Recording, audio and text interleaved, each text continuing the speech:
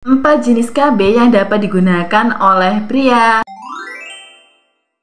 Assalamualaikum warahmatullahi wabarakatuh. Di video kali ini saya akan menjelaskan beberapa jenis KB yang dapat digunakan untuk pria.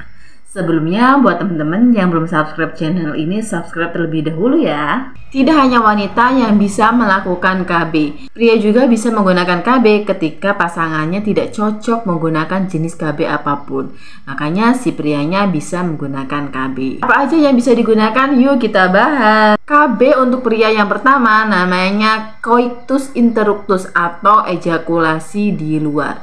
Jadi ketika melakukan hubungan suami istri, ketika mau ejakulasi itu langsung aja dikeluarkan. Nah, spermanya dikeluarin di luar vagina. Kelebihannya dari KB ini tidak membutuhkan biaya dan tidak memiliki efek samping apapun. Ini sangat efektif mencegah terjadinya kehamilan jika dilakukan dengan cepat dan tepat. Yang kedua, menggunakan kondom. Jadi kan kalau misalnya kalian menggunakan kondom, ini spermanya kan ditampung dalam kondomnya sehingga tidak bisa membuahi sel telurnya. Nah, kemudian penggunaan kondom ini juga 98% dapat mencegah terjadinya kehamilan. Dan penggunaan kondom yang tepat itu juga bisa mencegah terjadinya penularan penyakit menular seksual. Kekurangannya, kondom ini bisa robek kemudian bisa terlepas sendiri jika ukurannya ini tidak pas.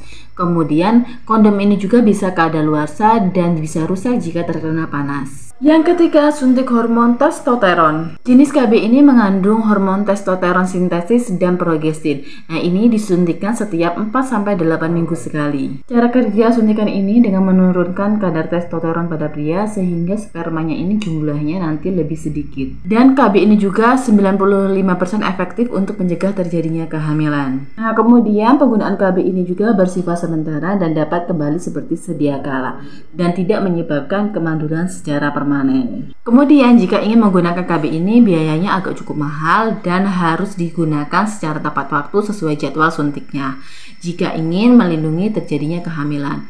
Kemudian penggunaan KB suntik ini tidak bisa ya melindungi dari penyakit menular seksual. Yang keempat, vasektomi. Nah, vasektomi ini dikenal sebagai KB permanen dan ini harus dilakukan di rumah sakit untuk prosedur bedahnya. Jadi prosedur vasektomi ini bisa memotong dan juga bisa juga secara diikat saluran vas deferensnya supaya spermanya ini tidak bercampur di air mani. Nah, ketika tidak ada sel sperma yang bercampur di air mani, itu tidak akan bisa membuahi sel telur.